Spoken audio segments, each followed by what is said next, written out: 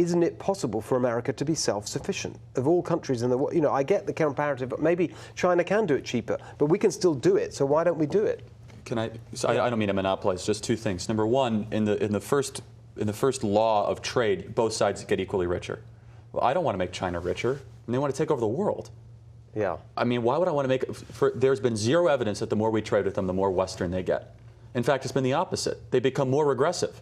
They become less Western. Much more authoritarian. They become more authoritarian. Yeah. They have Muslims in concentration camps. They're threatening to mow down Hong Kong protesters. They're creating an artificial intelligence database every one of their citizens.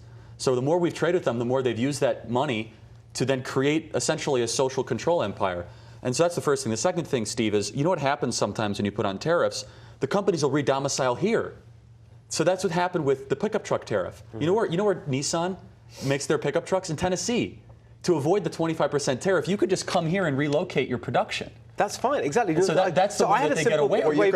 Well, can I just respond to that? You can only impoverish China for so long, and then they totally substitute away from your market. I mean, they can do that. What's wrong with that? Well, because then you have no ability to influence their policy. I mean, ideally, in a liberal international order, you would have some ability to influence them, and they would have some influence possibly to influence us. If that argument was correct. Well, we do now. I mean, I think they're hurting badly from these tariffs. But if that argument was correct, then how do we have influence over Iran or North Korea? We have sanctions on them, which is a level higher than tariffs. Well, in effect, but it amounts to the same thing. It amounts to something like an infinite tariff.